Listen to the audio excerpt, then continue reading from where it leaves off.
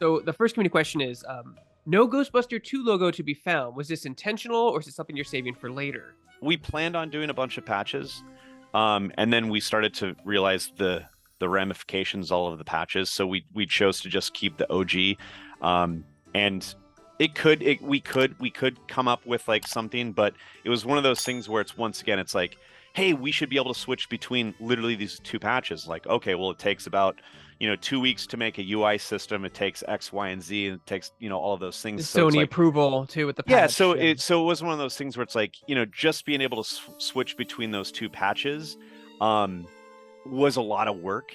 But there are talks of like, hey, what if we had more? What if we added more? Then there's those elements with that. So it's not never going to happen. But right now it's not on the roadmap of like things that we should be spending 2-3 weeks to get just to change his fingers for sure. Do you have any plans for a slime blower equipment utility or as a cosmetic item? No. We had a lot of, I mean, because 16 brought the slime mechanics in, and they did an amazing job. But that's the thing, like that is a single player game where they had mechanics for the reason of those things. And we all know what the slime blower does. It makes things positively charged. Right. The only thing that we need to positively charge is some of our community. So it's just one of those things where Zing. It's just one of those things where it's like it just doesn't make sense for the game. So it was just one of those where it's like, because I got to throw one on in Germany, and it's like, oh my God, this is like I feel so crazy, and this is so cumbersome and cool, and it could do all these cool things. And what if we retrofitted to blah blah blah? And it's like, well, shit, we've got all these customization elements, we've got all those pieces. So the idea of the slime blower being a mechanic in the game just didn't make any sense. We don't need to make a building dance. We don't need to we don't need like, I mean, I guess like if you deep cut it, you're like, well, you could run around and just positively charge all the civilians, and then but like, we could just use the talk button. So yeah, just it just doesn't make sense for the mechanic of this game. And this one was kind of just because I thought it was interesting. Do you have any plans to introduce the weapons from the 2009 game, the stasis stream, and the Mesotron collider? Those are definitely on lists of things, but it's once again The game, yeah, they have mechanics in the game that have specific uses. Yeah. I mean, I do love how people consider the like super tangential games, and I'm really excited to see what the VR game comes out with. For example, it's like, I think that if there's thing that makes sense, like we've got one object that will be coming soon that is a deep cut from a scene that if you're like, oh, I get that, like there's a lot of those things, and there's a lot of lists that we have of other stuff, but it is one of those things where I wouldn't say no to anything. It's more a matter of like, does it fit in our world, or are you just showing how much of a Ghostbusters fan you are? Because I know what this like key fringe thing is. So we're fully aware of all the gear. It's just more a matter of what can land in our game. And then this one was fun. It was, you have a really fun knockback mechanic, which adds to the realism of the game, whether you're hit by a ghost or when a rift explodes. Was that mechanic going to be implemented if you crossed the streams in your game originally? So let's pass on that one because there's some stuff that's coming that I don't want to talk about. Will you be able to add a function to customize your nameplate instead of it being locked to your username on Steam, on Epic Game Store, or Xbox or PlayStation?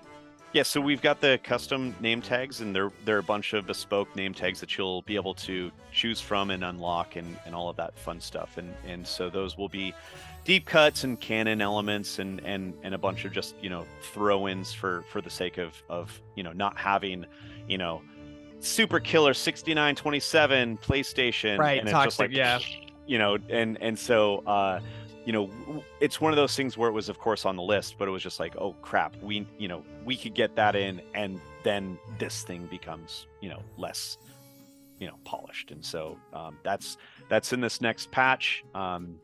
That's there. What are we calling it? The 10 years coming. That's going to be really cool. So the hardcore players that hit that and that's going to evolve. There's a lot of things that's going to be connected to the 10-year, which is going to be really exciting, very exciting stuff connected to that. So yeah, like we're gonna be doing a lot of really cool stuff on just, you know, beyond this patch, beyond changing your names, beyond being able to you know, customize your character even more, or more hairs, more gear, more blah. There's going to be some really exciting things that I think that you guys will you being, you know, right now the Ghostbusters fan base that I'm projecting myself to will be beyond excited about. And I think that people will be very, very happy. Yeah, very happy. That's because really I'm very awesome. happy, and I That want to talk about it sounds so like, bad. yeah, I mean, you want to talk about it really bad, I can tell, but you can't. But I can't wait to see what happens. Another question is, will we ever be able to hold the trap in our hands, similar to the cartoon show where they hold it in front of them? And do you have any plans of being able to stick traps onto vertical surfaces like walls and ceilings? Never even thought of that, because we always stuck with the base trap, which just throws down. And honestly, I feel like as soon as we had floors and ceilings, then people would be throwing it up on a floor or ceiling and going, how do I get this down? So we've Right. never really thought of that, because it is just one of those mechanics of like, okay, I throw it on the wall, I throw it on the ceiling, you're still having to bring the ghost to it. It's just bringing it to a different, you know, yeah, I've never really thought of that, just because I don't think that there's ever been a time where any of us have said like, you know, it would be really beneficial is if I could throw it up onto the ceiling right here. Right. I mean, it's a cool idea in theory. We have items that will be able to do something like that, but it's never been like, let's make the ghost trap do that. And then as far as holding it up in front, just in first person to like inspect it, is, I'm guessing, what they're wondering, or because they kind of do it in the you know, final scene when they catch the ghost, but there's never been a time, once again, where it's like, oh, I just want to hold the trap right in front of me and have it cover half of my camera. I think have it to like have it open and then be able to move it in first person. Oh, like well, do, that's yeah. the thing. I don't know. I don't, like, I guess I'm gonna have to ask Jason and Gil, but I don't know. And this has been something that I've always wondered, because like, why don't you just have it on the front of your chest, and anytime a ghost tries to slime you, just open it up?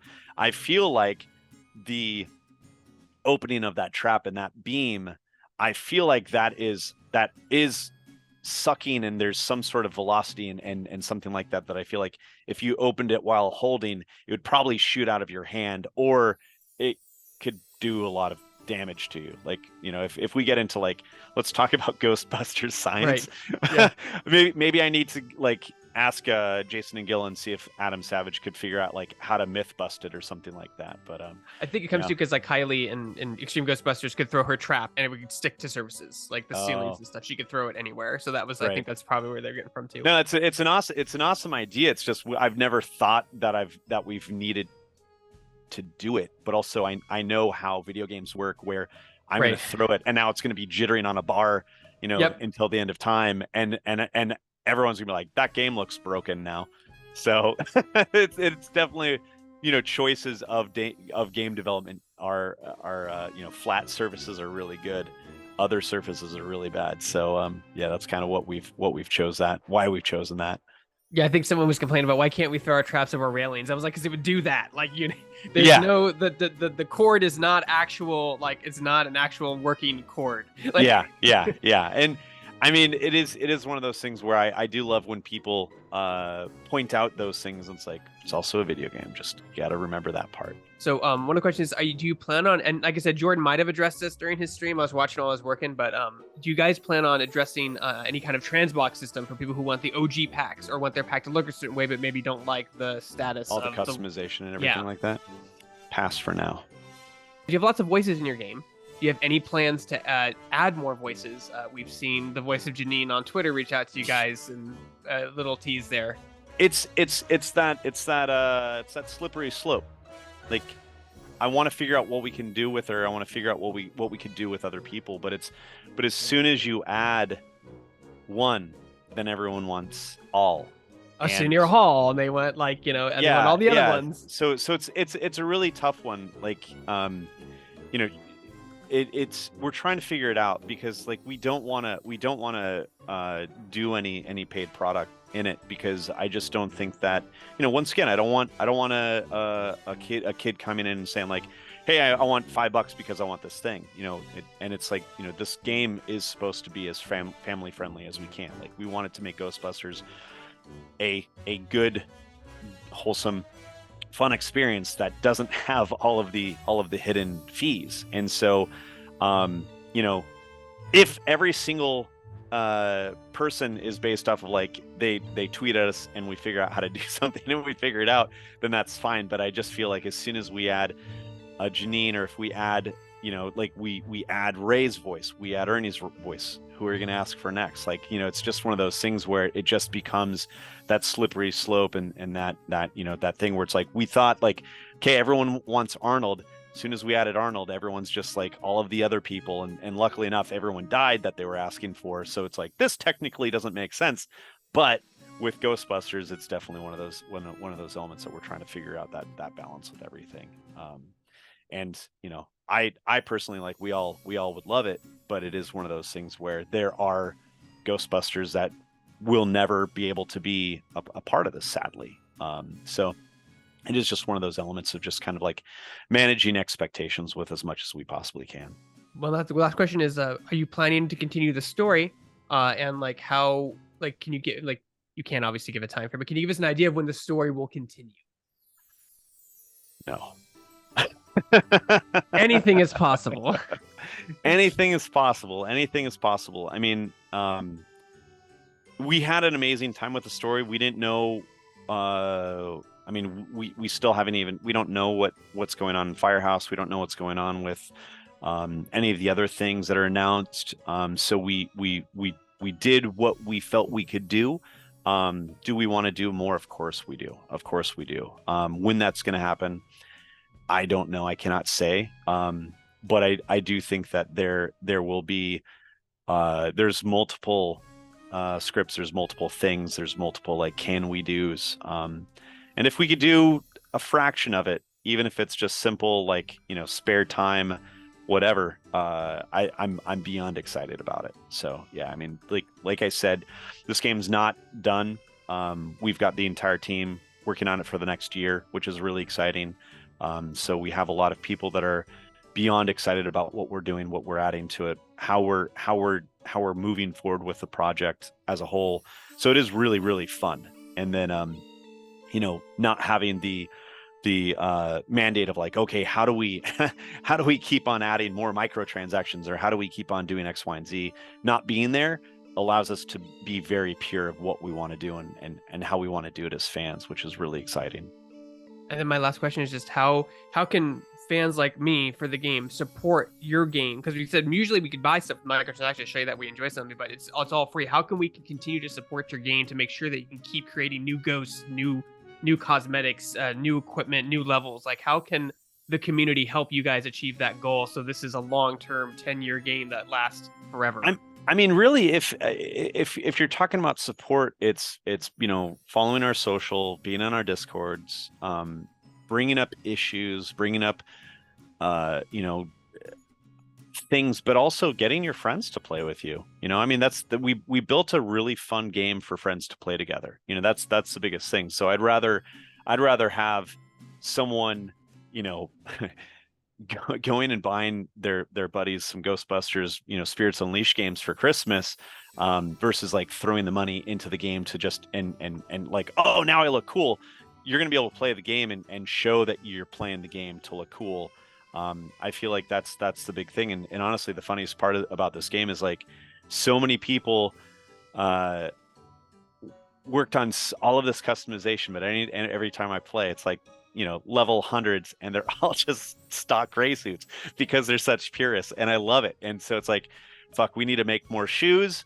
We need to make more, face customizations. But like, as far as like the gear and everything like that, it's like we're working on a lot of really cool stuff that will let the hardcore players be able to show off really well.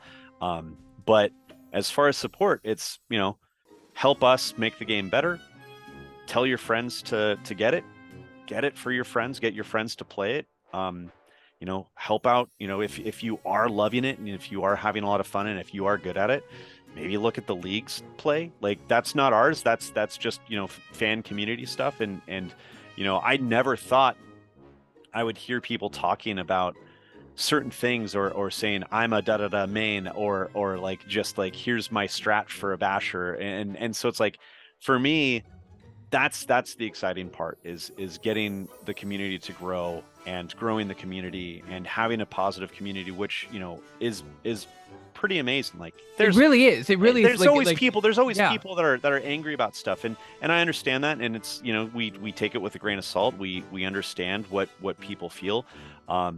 We have plans for things. We know of issues that we're on, but it is one of those things where it's like, this community has been pretty amazing.